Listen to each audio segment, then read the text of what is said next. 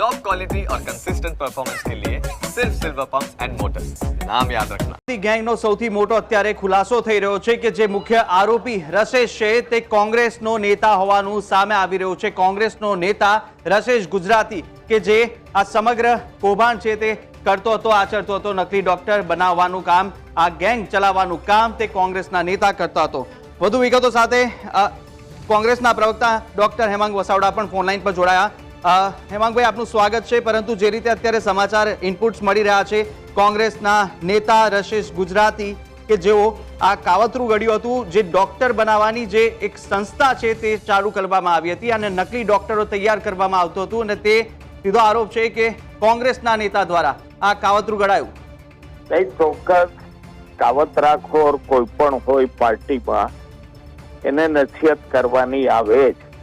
કોંગ્રેસના નેતા છે કે હવે સક્રિય છે કે નહીં, આ બધા પ્રશ્નો અમે પાર્ટી લાઈનમાં જોઈ લેશું, પણ કાયદાએ કાયદાનું કામ કરવું જોઈએ।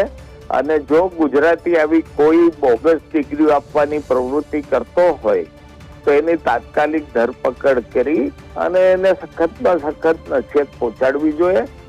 પક્ષ લેવલે સુરત એકમ સાથે વાતચીત કરીને પણ અમે તરત જ જોશું, જો એ હજી સક્રિય સભ્ય હશે તો એને પાર્ટીમાંથી કાયમ માટે ડિસમિસ કરશે। હેમાંગભાઈ, આપે જ આમની છે નિમણૂક કરી હતી સુરત ખાતે ડોક્ટર સેલના ચેરમેન તરીકે, આપના દ્વારા જ આમની નિમણૂક કરવામાં આવી હતી। જ્યારે કોઈની આપ નિમણૂક કરતા હો છો, શું તેમનું બેકગ્રાઉન્ડ જોવામાં આવે છે, તે કઈ રીતે તેમની કામગીરી રહી છે, તેમનું કામગીરી કેવું હોય છે, તે વિશે આપ તેમની માહિતી લેતા હશો, પછી જ કદાચ તમે તેમને તે પદ માટે નિમણૂક કરતા હશો। પરંતુ આમાં ક્યાંક ચૂક રહી ગઈ? નહીં, ચૂકનો સવાલ નથી। આ 2024 છે, એમની નિમણૂક 2018-19 થઈ હતી। પછીથી એને આ બધી પ્રવૃત્તિઓ જો કરી હોય તો એવું તો ઘણા ભારતીય જનતા પાર્ટી, આપ, કોંગ્રેસ બધા પક્ષના આવા કાર્યકરો આવી પ્રવૃત્તિ કરતા હોય છે અને 2018 પહેલા એ કોઈ આવી પ્રવૃત્તિમાં હોય એવી કોઈ પણ ઇન્ફોર્મેશન નથી। અમે તમામ નિમણૂક કરતા પહેલા બધી તપાસ કરીએ, શહેર પ્રમુખ પણ તપાસ કરે, શહેર પ્રમુખની ભલામણ પછી જ નિમણૂકો થતી હોય છે। એટલે એમનો જે આ બધું પ્રવૃત્તિ આપે પર્દાફાશ કર્યો અને જે કઈ ખાતું જોશે પોલીસ ખાતું, એ 2019 પછીની પાછળથી શરૂ થયેલી પ્રવૃત્તિ હોઈ શકે। અને જો પેલાની હોય તો મારે એ સવાલ પૂછવો છે કે 6 વર્ષ લગી આવી પ્રવૃત્તિ કેમ ચાલી ગુજરાતમાં? હેમાંગભાઈ, 1000 ડોક્ટર અત્યારે નકલી બની ચૂક્યા છે, તેમને ડિગ્રી પણ આપી દેવામાં આવી આમના દ્વારા।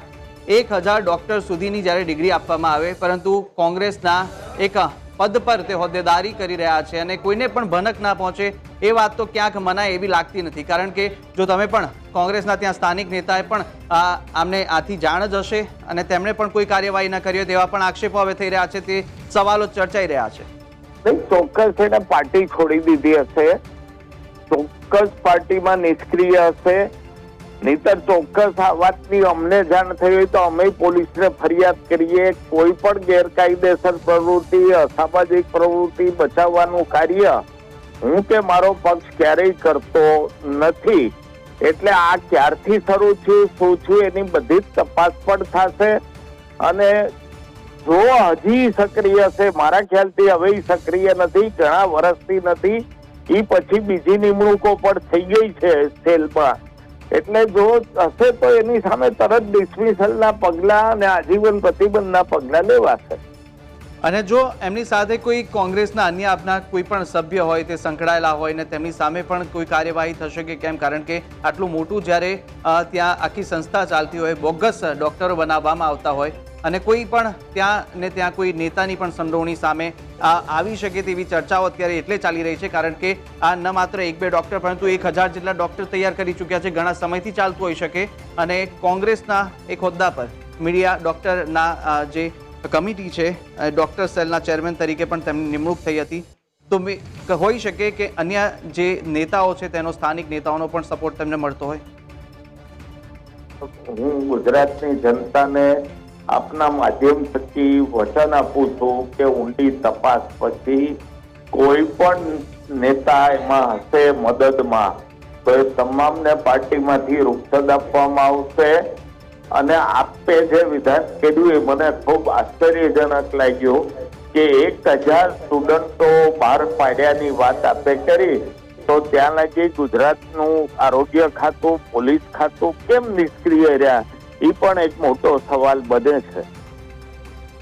સવાલ એ જ થાય છે સાહેબ, જ્યારે આપણે એક સંસ્થા, એક રાજકીય પાર્ટી સાથે જોડાયેલા વ્યક્તિ હોય અને આ રીતે જ્યારે લોકોની સેવા પૂરી કરવા માટે નહીં, પરંતુ ક્યાંક નકલી ડોક્ટરો તેમની સંસ્થા ડિગ્રી આપી રહ્યા છે અને સાથે સાથે કહી શકાય, આપે પણ કહ્યું કે આરોગ્ય વિભાગ શું કરતો હતું, તે સવાલ તમામને થઈ રહ્યો છે અને આરોગ્ય વિભાગ પણ અત્યારે શંકાના દાયરામાં છે. શું આરોગ્ય વિભાગને નહીં ખબર હોય? પરંતુ એક જવાબદાર તરીકે કોંગ્રેસ પાર્ટીનો પણ સવાલ એટલે જ થઈ રહ્યો છે કારણ કે તે કોંગ્રેસ પાર્ટીમાં સક્રિય કાર્યકર પણ રહી ચૂક્યા છે અને તેમની એક હોદ્દા પર નિમણૂક પણ છે. તેને જ લઈને આપને પણ પ્રશ્ન એટલે જ થઈ રહ્યો છે કે તમારા દ્વારા જ તેમની નિમણૂક કરવામાં આવી છે. બસ સાચી છે અને એનું તો આજીવન પ્રતિબંધ કરી દેશું કોંગ્રેસ પક્ષમાં, પણ સાથે રહેલા કોઈ મદદમાં કોઈ નેતાઓ પણ હશે, અમારી તપાસમાં ખુલશે તો એને પણ અમે કાયમ માટે પાર્ટીમાંથી રૂક્ષદ આપશું. બિલકુલ. અને હેમાંગભાઈ, આ બીજી એક વાત એ થઈ રહી છે કે આ એક કિસ્સો સુરતમાંથી સામે આવ્યો. આવી અનેક જગ્યા પર જ્યારે કોઈની નિમણૂક કરવામાં આવતી હોય ત્યારે કયા પ્રકારની તે નિમણૂક દરમિયાન કેવી પ્રક્રિયા રહેતી હોય છે, કેવી રીતે તે વ્યક્તિની ઓળખ થતી હોય અને આગળ પાછળ બેકગ્રાઉન્ડ કેવી રીતે ચેક કરશો? કારણ કે અનેક નેતાઓના નામ અનેક રીતે સંડોવણીમાં સામે આવી ચૂક્યા છે ભૂતકાળમાં પણ, અને ફરીથી આજે પણ એક એવો કિસ્સો સામે આવ્યો, તેને લઈને ક્યાંક રાજકીય પાર્ટી પણ બદનામ થતી જોવા મળી રહી છે. ભારતીય જનતા પાર્ટીમાં પણ આવા ઘણા બન્યા છે. આ તો ખોટી ડિગ્રીની વાત છે. સરસ ગાંજો, ડ્રગ વેચતા, દારૂ વેચતા, બળાત્કાર કરતા ઘણા બધા નેતાઓ હોદ્દા લઈ લેતા હોય છે. એવું બીજી બધી પાર્ટીઓમાં પણ બને છે. મારી પ્રોસેસ એ છે કે કોઈ પણ સ્થાનિક નેતાગીરીની ભલામણ આવે નિમણૂકની, પછી એનો કમ્પ્લીટ તપાસ કરી શું રેકોર્ડ છે, એકે ગુના નોંધાણા છે કે નહીં, ક્યારેય પોલીસ ફરિયાદ થઈ કે નહીં, આ બધી જ વિગતો જોયા પછી જ અમે નિમણૂક કરતા હોઈએ છીએ. એટલે હું ખાતરીપૂર્વક કહું છું કે આ જે સિલસિલો છે એ 2018 પહેલાનો હોઈ જ ન શકે, આ પછીનો જ હોઈ શકે. બરાબર છે હેમાંગભાઈ, આપનો જે જાણકારી આપી તે બદલ આપનો આભાર. પરંતુ આપ અમારી સાથે જોડાયા અને ખૂબ જ એવી જાણકારી આપી, પરંતુ આશા છે કે આની સામે પણ આપ કડકમાં કડક કાર્યવાહી કરશો ને અન્ય એટલા પણ જેટલા લોકો આની અંદર સંડોવણીમાં જો સામે આવે તેમની સામે પણ કડકમાં કડક પગલાં લેવામાં આવે.